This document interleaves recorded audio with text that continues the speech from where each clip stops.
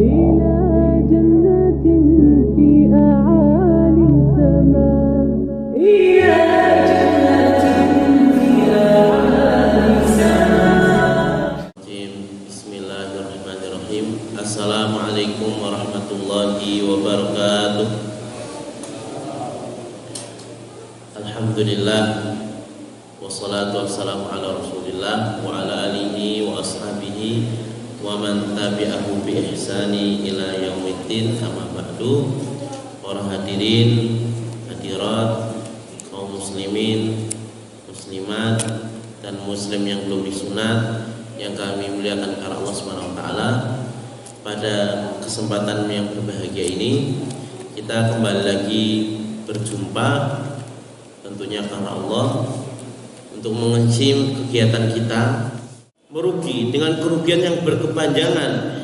Wa man jawaza al-arba'ina wa lam yuglib khairuhu syarruhu falyatawajjaz ila nari. Barang siapa yang dia telah Allah panjangkan umurnya, maka dia tidak tersibukkan dengan hal-hal yang bermanfaat dan usianya telah mencapai 40 tahun dan kebaikannya tidak malah lebih mengungguli, malah keburukannya yang lebih banyak, lebih mendominasi keburukannya, maka bersiap-siaplah ia akan masuk ke dalam neraka waliyadzubillah. Maka kaum muslimin muslimat yang ada di sini, kita bersyukur meskipun hanya segelintir orang, kita masih mau tetap tafaqquh fiddin dan istiqomahkanlah diri kita, kuatkanlah selalu keimanan kita. Jamaah ingkang kula muliakan karena Allah, kita akan kembali mengaji tafsir surat At-Tahrim. Kemarin kita sudah membahas surat Al-Insan. Sekarang kita akan membahas surat At-Tahrim. Allah berfirman dalam surat At-Tahrim, A'udzu billahi minasy syaithanir rajim. Bismillahirrahmanirrahim. Ya ayyuhan nabiyyu lima tuharrimu ma ahallallahu lak tabtaghi mardata azwajik wallahu ghafurur rahim. Qad faradallahu lakum tahillata aymanikum wallahu maulakum wa huwal alimul hakim. Wa id asarra an-nabiyyu ila ba'di azwajihi haditha falamma nabba'at bihi wa azharahu Allahu alayhi 'arrafa ba'dahu wa a'rada 'an ba'd. Falamma nabba'aha bihi qalat man anba'aka hadha qala nabba'aniyal 'alimul khabir. Shadaqallahul azim. Jamaah, kita akan membahas surat At-Tahrim secara global. Surat yang mulia ini Allah turunkan terkait pelajaran yang hendak Allah sampaikan kepada kaum muslimin perihal rumah tangga, Dan asbabun nuzul surat At-Tahrim ini adalah Nabi ketika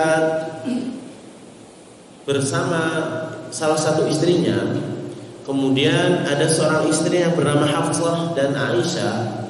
Beliau mengatakan, ya Nabi, engkau telah meminum madu, yang madu ini terbuat dari, di dalam tafsir disebutkan dari pohon yang asalnya untuk membuat khamr. Dan dari situ hati Nabi condong kepada Hafsah mengharamkan apa yang dihalalkan madu, sehingga Allah turunkanlah surat At-Tahrim. Di sini memberikan pelajaran kepada kita jamaah, karena kita akan bahas tafsir secara global.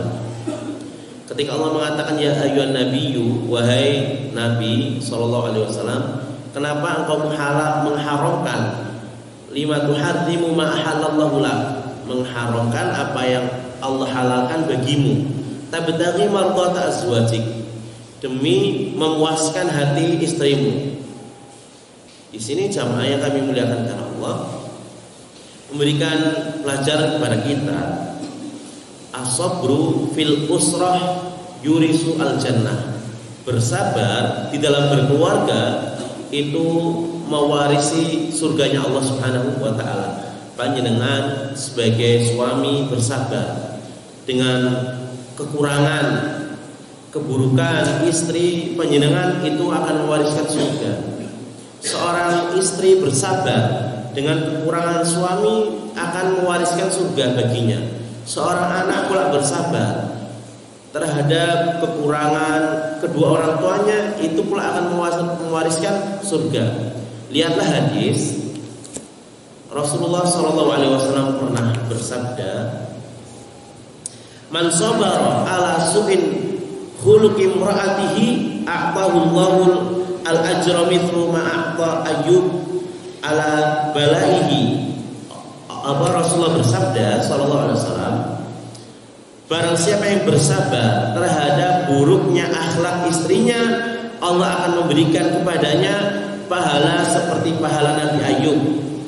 Ma'ata Ayyub ala balaihi, apa yang dialami oleh Nabi Ayyub, musibah yang diterima oleh Nabi Ayyub ketika panjenengan seorang suami bersabar terhadap keburukan istri, kita pahalanya disamakan seperti pahala Nabi Ayyub alaihissalatu wassalam. Man sabara ala su'i khuluqi zawjiha, siapa orangnya yang bersabar terhadap buruknya akhlak suaminya, maka a'tahallahu mithlu thawaba Asiyah, Allah akan berikan kepada orang yang bersabar atas buruknya suaminya pahalanya seperti apa? Sebesar istrinya Fir'aun Asiyah. Pahalanya besar sekali sama. Hanya as-sabru fil usrah yurithu al-jannah. Dan di sini Nabi SAW bersabar menghadapi istrinya, dan sebuah kemuliaan yang didapatkan oleh Rasulullah SAW. Beliau langsung ditegur oleh Allah, padahal ana basyarum mithlukum, aku adalah manusia seperti kalian. Yang membedakan beliau maksum dan beliau diberikan wahyu. Kemudian anal usrata lil ibadah, kita berkeluarga itu bertujuannya untuk ibadah jamaah. Orang yang dia berkeluarga niatnya ibadah, insya Allah Allah pasti akan berikan solusi terhadap permasalahannya. Kemudian al-usratu lil husuli ridha minallah, kita berkeluarga tujuannya untuk mendapatkan ridha dari Allah Jalla Jalaluhu. Ketika kita berkeluarga tujuannya ingin mengharapkan ridha Allah, maka jangan sampai kita memiliki anggapan bahwasanya sifat pelit, bakhil terhadap anak istri atau tidak mau memberikan nafkah padanya itu sebuah kebaikan. Itu anggapan yang keliru para hadirin. Sampai Rasulullah SAW bersabda, mana qasat shadaqatun min mal, sedekah demi Allah tidak akan mengurangi harta. Ketika kita yakin, kita harus tunjukkan keyakinan kita dengan amal perbuatan jamaah. Mana qasat shadaqatun min mal. Hadis ini harus selalu kita jadikan motivasi. Kita jadikan hadis ini di depan mata kita sebagai pengingat kita. Jangan sampai kita ini menganggap bahwa ini sifat pelit itu baik. Wa uhdiratil anfususuh. Dalam surat An-Nisa Allah mengatakan setiap jiwa itu Allah datangkan sifat yang namanya bakhil. Nah itulah harus kita kikis, harus kita lawan jamaah. Oleh karena itu syariat Allah melarang keras membunuh anak atau mengubur anak hidup-hidup sebagaimana yang dilakukan oleh orang-orang jahiliyah. Karena hal demikian itu akan menghalangi langgengnya keberadaan manusia. Ada yang punya bayi sampai sekarang ada jamaah, punya bayi dijual ada. Dan bagi seorang yang ingin punya anak tinggal nunggu kapannya, di rumah sakit ada, siap menampung bayi-bayi yang dilahirkan dari seorang ibu atau keluarga yang tidak bertanggung jawab. Itu banyak. Nah, begitu pula orang yang menghalangi dirinya tidak mau menikah, orang belum menikah, itu berarti dia telah memutuskan kelanggengan manusia. Allah berfirman, Rabbana la tuhammilna ma la taqata lana bih. Ya Allah, jangan Engkau pikulkan kepada kami beban yang tidak kami mampu memikulnya. Ditafsirkan, yang dimaksud, ya Allah jangan Engkau pikulkan kepada kami beban yang tidak sanggup kami memikulnya adalah syahwat jamaah, keinginan, kecondongan seorang pada lawan jenisnya. Makanya orang yang belum menikah dan belum siap menikah selalu harus membaca surat Al-Falaq, min syarri ghasiqin idza waqab. Ya Allah, aku berlindung dari buruknya malam apabila telah gelap gulita. Ini ditafsirkan juga, malam apabila telah gelap gulita itu artinya berdirinya zakar jamaah. Itu harus banyak berlindung orang yang belum menikah. Jamaah yang kula muliakan karena Allah, di dalam surat At-Tahrim ini ada 4 kriteria wanita yang soleh. Sebagaimana dalam surat An-Nisa ayat 34. Di dalam hadis, kriteria wanita yang soleh niku wonten gangsal. Yang pertama, sholat, menjaga sholatnya. Wa sumu syahruha, berpuasa di bulan Ramadan. Wa hafizat farjaha, menjaga kehormatannya.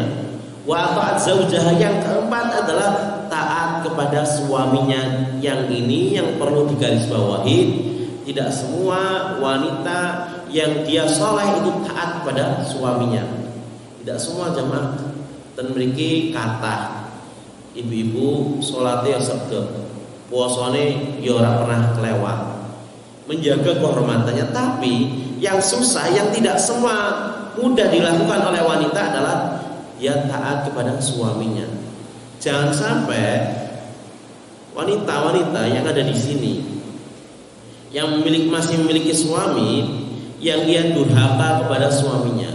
Karena kedurhakaan istri kepada suaminya itu yang menyebabkan sholatnya tidak diterima oleh Allah. Rasulullah SAW pernah bersabda, wa imra'atun batat zaujuha 'alaiha sakhit. Ada 3 golongan la turfa'u rusihim, tidak akan diterima sholat mereka.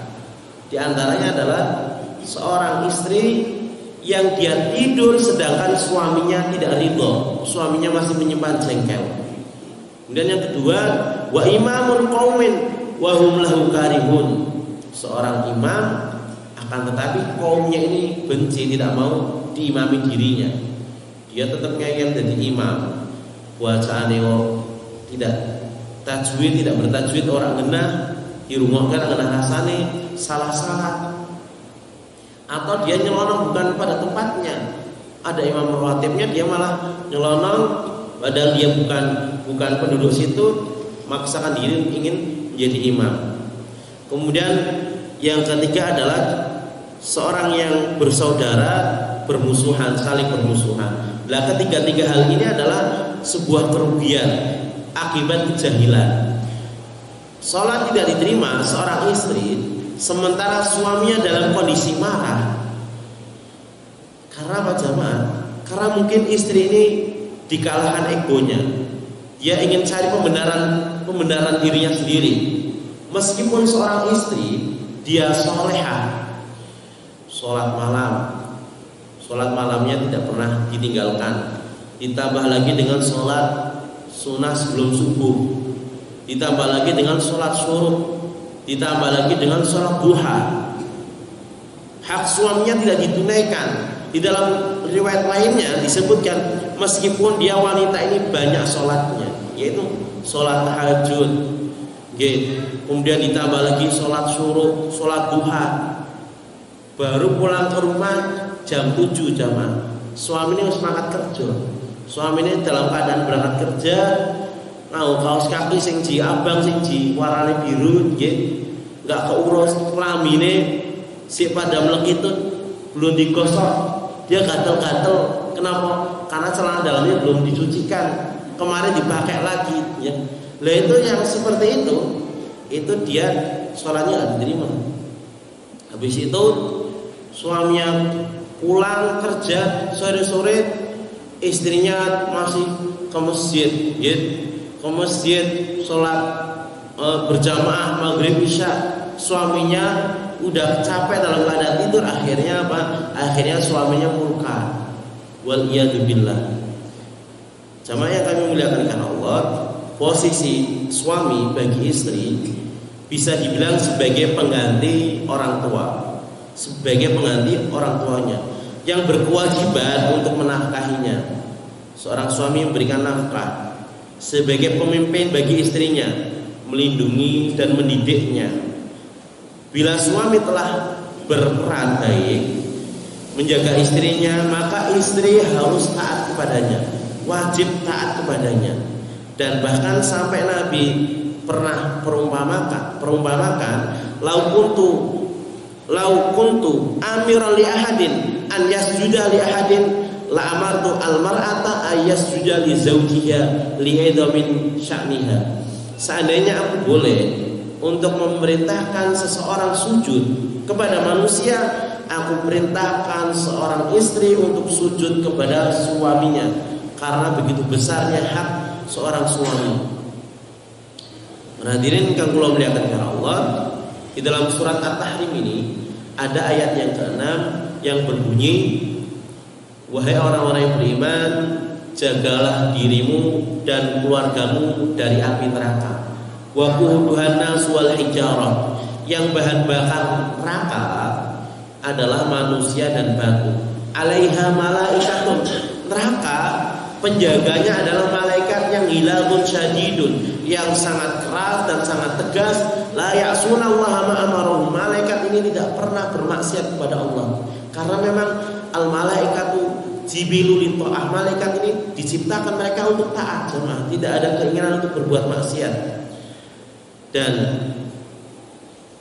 dalam sabda Nabi SAW, ayat ini adalah sebagai gambaran keharmonisan keluarga. Di dalam sabda Nabi SAW, beliau pernah bersabda, apabila Allah menghendaki kebaikan bagi keluarga, maka Allah akan berikan kepada mereka yang pertama at-tafaqquh fiddin, kepemahaman dalam agama. Keluarganya harmonis, sakinah mawaddah warahmah. Yang pertama paham agama. Yang kedua mudah menghormati yang tua, yaitu saling menghormati. Yang kedua saling menghormati. Kemudian yang ketiga lemah lembut di dalam bergaul. Yang keempat al-qanaah dalam hidupnya sederhana. Yang kelima adalah selalu introspeksi diri, selalu mengintrospeksi diri atas kesalahan-kesalahannya dan bertobat dari perbuatan dosa. Sebaliknya, jika Allah menghendaki selain itu, Allah akan membiarkan keluarga tersebut tidak Allah bimbing untuk selalu taat beragama. Keluarga tersebut tidak ada arifku, saling berkasih sayang. Keluarga tersebut tidak ada saling menghormati dan hidup dalam keadaan glamor, dilalaikan dengan harta yang melimpah, dan dia tidak pernah ingin merasa bertobat kepada Allah. Itulah keluarga yang neraka sebelum neraka di akhirat. Maka jamaah yang kami muliakan karena Allah yang ada di sini, sayangilah keluarga kita, sayangilah anak kita, sebelum nanti di hari kiamat mereka tidak akan memberikan manfaat bagi kita sampai kita bertemu kepada Allah dengan hati yang selamat. Hati yang selamat itu artinya hati yang betul-betul damai, tidak ada terlepas dari sangkut paut dengan keluarganya. Jamaah yang kami muliakan karena Allah, jangan sampai nanti istri kita menggugat di hari kiamat. Sebagaimana perkataan Qais, saya menukilkan beliau berkata, innal mar'ata la tukhasimu zawjaha yaumal qiyamah. Ada seorang istri nanti di hari kiamat menggugat atas suaminya. Sesungguhnya suamiku la yu'allimuni wa la yu'addibuni, innama ya'tihi bi khubzin sukin. Suamiku ini tidak pernah mengajariku agama, tidak pernah mengajariku duduk ke majelis ilmu, tidak mengajariku adab. Panjenengan cuek kepada istrinya, tidak pernah mendidiknya, tidak pernah mengajarinya agama. Panjenengan innama ya'tihi bi khubzin minasuki, menjadi mesin pencari uang. Kerjane kon luru duit, nek wis dibelikan makanan, roti dari pasar kasihkannya. Tidak pernah mendidiknya, dan itu dosa besar sama. Dan itu sebagai gambaran keluarganya Abu Lahab yang dia tidak beriman dan tidak ingin berusaha agar dirinya ini mendapatkan kebaikan dari apa yang dibawa oleh Rasulullah SAW. Rasulullah pernah bersabda, la yalqallaha ahadun bidzanbin a'zam min jahalati ahli. Sesungguhnya tidak ada seseorang yang mendapatkan dosa yang lebih besar daripada kebodohan keluarganya. Seorang kepala rumah tangga, dia tidak akan mendapatkan dosa yang lebih besar kecuali kejahilannya anak dan istrinya dari agama. Dan disebutkan lagi, innal abda la yaqufa, innal abda la yuqafu indal mizan walahu minal hasanati amtalul jibali.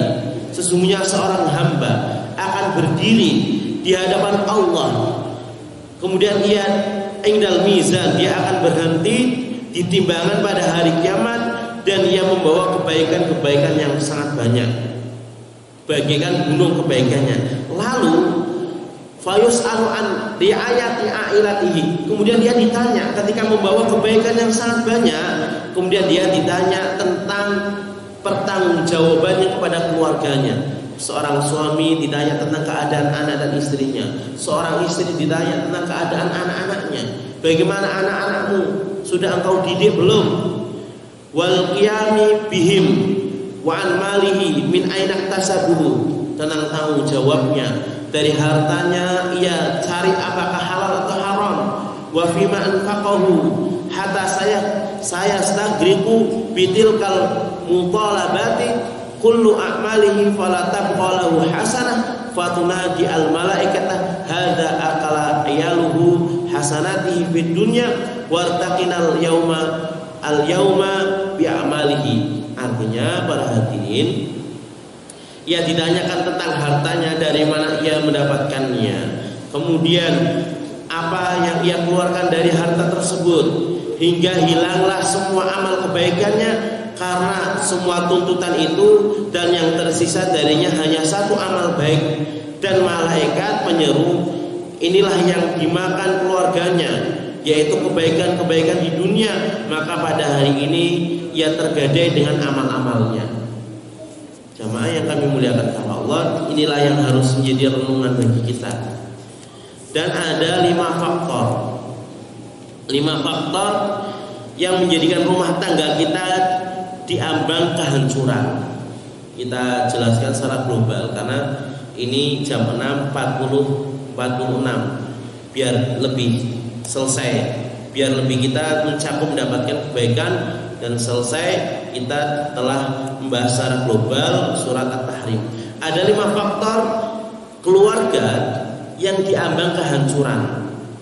Yang pertama, keluarga tersebut mengikuti langkah-langkah setan, khutuwati syaitan. Karena setan ini selalu menjanjikan kepada kemiskinan, sama. Asyaitanu ya'idukumul faqra wa ya'murukum bisu. Kemudian Setan selalu menyesatkan manusia dengan khamr, judi, dengan menghias-hiasi perbuatan maksiat menjadi baik. Jamaah yang kami muliakan karena Allah, Indonesia peringkat judinya nomor 1. Itu menandakan apa jamaah? Di sisi lain kita sedih. Di sisi lain kita sedihnya gimana? Kenapa? Kita ini udah Islam, tapi kenapa kok Islamnya gitu kita nggak kafah? Islam sampai sekarang saya menangi jamaah. Di kampung saya tempatin itu banyak masyarakat itu masih ada judi online. Kalau sekarang udah banyak yang menyetop, banyak yang memberikan peringatan, mungkin sudah mending jamaah, tapi mungkin masih ada. Sampai aparat kepolisian, seorang istri poluan berani membakar suaminya yang polisi. Gara-gara apa? Gara-gara pulang ke rumah gaji duitnya mau hanya 800.000. Akhirnya istrinya emosi, setan masuk, suaminya diborgol, dilemparkan bensin, dibakar. Awalnya udah suaminya kebakar, dia merasa berdosa, mau ditolongin, manggil-manggil tetangga, dibawa ke rumah sakit, suaminya sudah meninggal dunia. Itu apa? Itu karena mengikuti langkah-langkah setan. Setan membisiki perbuatan yang buruk, maksiat menjadi baik. Akhirnya menyesal. Tapi istrinya sekarang belum dipenjara karena alasannya masih punya anak kecil. Sama yang kami muliakan karena Allah, wa ma ya'shu an dzikrir rahman nuqayyid lahu syaitan wa huwa lahu qarin. Barang siapa yang ia berpaling dari mengingat Ar-Rahman, zat yang maha pengasih, maka Allah jadikan baginya setan yang selalu menyertainya, wa huwa lahu qarin, dan setan ini sebagai teman dekatnya, teman akrabnya. Bayangkan jamaah, kita ini jangan merasa aman dari tipu daya, dari makar setan. Tidak ada yang menjamin jamaah urepe dek cilik ibadah terus nganti Pak tua nih matinya abot Allah mengucapkan kalimat la ilaha illallah. Cara kita nih mati nih miso-miso. Ada yang dari takdirkan dari kecil dia hidup di lingkungan buruk, berbuat kemaksiatan, Allah berikan kemudahan hidayah, di akhir hayatnya dia bertobat, dia meninggal bisa mengucapkan kalimat la ilaha illallah. Setan sebelum diciptakan bapak kita Nabi Adam itu sudah memang Allah ciptakan ini, setan ini memiliki hati yang hasad. Setelah diciptakan Nabi Adam, dari situlah muncullah permusuhan. La ubiyannahum ajmain, aku akan sesatkan manusia. Setan bersumpah dan memohon kepada Allah, fa'anzirni ila yaumi yub'atsun, ya Allah tangguhkanlah aku sampai hari kebangkitan. Qala innaka minal mundzirin. Sudah, setan ini Allah tangguhkan umurnya sampai hari kiamat untuk menggoda manusia. Akan didatangi dari arah depan, didatangi lagi dari arah kanan, dari arah kiri, dari arah belakang. Wala tajidu aktsaruhum syakirin. Hampir-hampir sedikit sekali manusia yang bersyukur. Buktinya manusia mengaku ma'rifatullah, hadir di majelis ilmu saja tidak datang. Dia ma'rifatullahnya hanya secara umum. Orang yang ma'rifatullah dia merasa malu kalau bermaksiat kepada Allah. Allah merasa selalu mengawasi dirinya. Orang yang ma'rifatullahnya khusus, dia merasa nyaman, merasa tenang, berdekat-dekatan kepada Allah. Ibadahnya, waktunya secara totalitas dia habiskan untuk pengajian atau untuk menuntut ilmu, untuk ketaatan kepada Allah. Itu jamaah. Keluarga yang diambang kehancuran, dia mengikuti langkah-langkah setan. Dan langkah setan yang selanjutnya adalah dia durhaka kepada kedua orang tua. Ada sebuah kisah jamaah. Ini saya punya kisah punya kitab. Di sini disebutkan. Ini kitab ini judulnya Saat Rumah Tangga Diambang Kehancuran. Judul asli Al-Masailu, tentang rumah tangga, tentang al-farqi wa qarabi al-buyuti, tentang terkait rumah tangga yang dia hancur sama. Nah, ini di sini disebutkan sebuah kisah. ada seorang laki-laki, seorang suami yang dia akan meninggal dunia, sakaratul mautnya ini susah jamaah. Di sini sakaratul mautnya Pak nazaknya dia nggak mati-mati. Maka Rasulullah bertanya, apakah dia masih memiliki ibu atau seorang ayah? Ya Rasulullah, dia masih memiliki ibu. Maka kirimkanlah surat kepadanya. Ataukah saya yang datang, ataukah dia yang datang menemuiku? Akhirnya seorang ibu ini datang menemui Rasulullah dan diklarifikasi, ya Ummah, apakah benar ini anakmu? Benar. Kemudian disebutkan ibunya mengatakan dia ini telah menyakitiku. Maka inti kisah tersebut, ya Rasulullah, dia ini telah menyakitiku, hatiku sakit, dia ini telah membuatku nangis, bahasa kitanya. Maka wahai ibu, maafkanlah kesalahan anak-anakmu.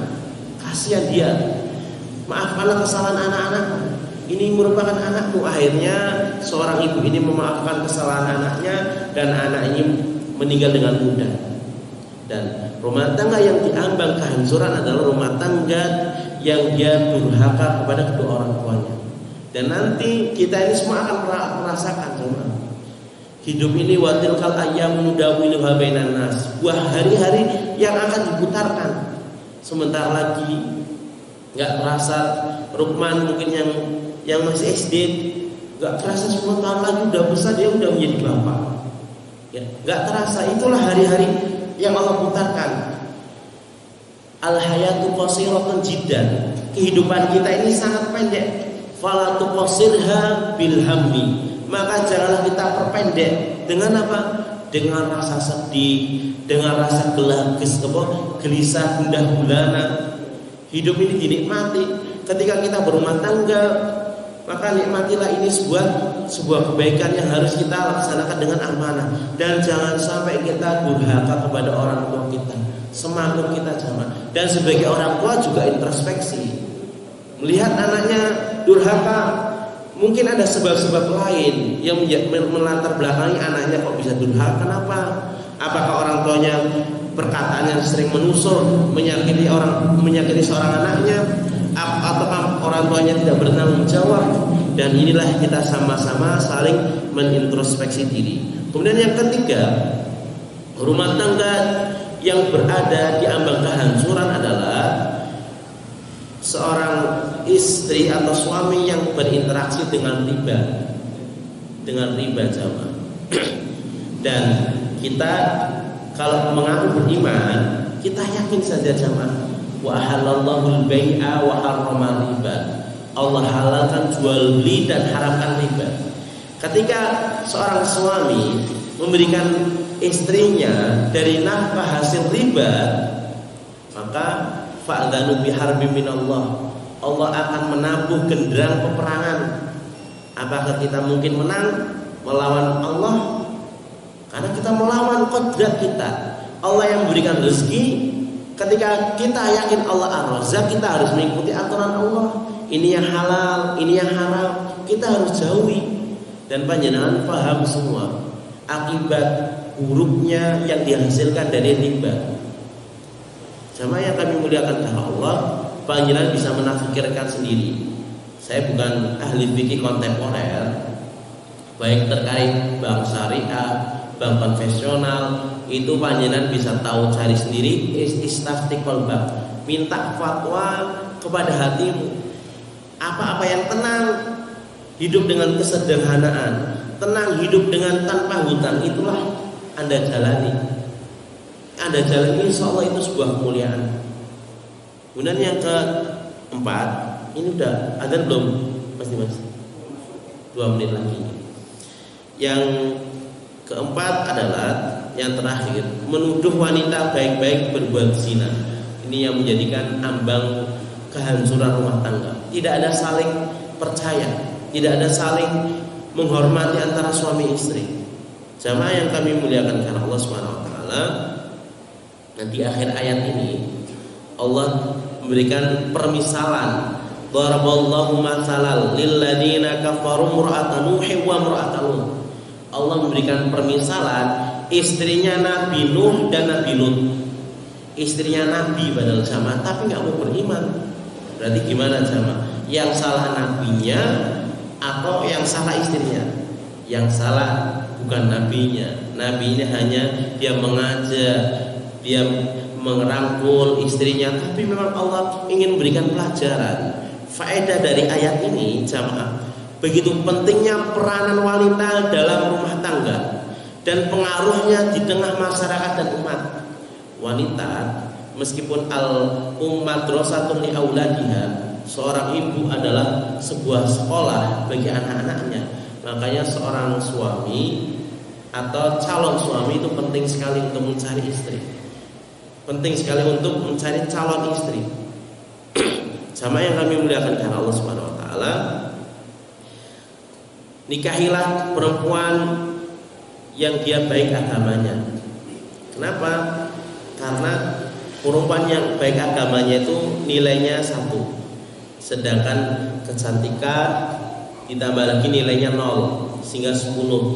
Kemudian ditambah lagi 0 lagi ketika dia keturunan yang mulia, berharta, sehingga sampai 100. Nah, ketika wanita ini tidak ada nilai agamanya, maka nilai 1-nya itu akan hilang dan akan sirna pula kebaikan-kebaikannya.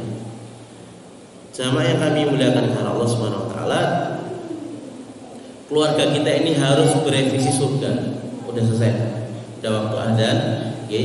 Dan kesimpulan dari apa yang kita sampaikan para hadirin yang kami muliakan karena Allah, maka rumah tangga yang berkah, rumah tangga yang akan mengantarkan ke surganya Allah adalah rumah tangga yang betul-betul ketika di kehidupan dunia ini dia tidak berhenti, selalu beribadah kepada Allah, selalu dia belajar dengan ilmu-ilmu yang bermanfaat, tanya kepada ahlinya ketika ia tidak mengetahui. Dari situlah mudah-mudahan keluarga kita akan menjadi keluarga yang harmonis, yang sakinah mawaddah warahmah. Ini saja yang dapat kami sampaikan. Mudah-mudahan kita mendapatkan selalu bimbingan dan keistiqomahan dari Allah. Kita akhiri dengan doa kafaratul majlis. Subhanakallahumma wa bihamdika asyhadu an la ilaha illa anta astaghfiruka wa atubu ilaik. Wassalamualaikum warahmatullahi wabarakatuh.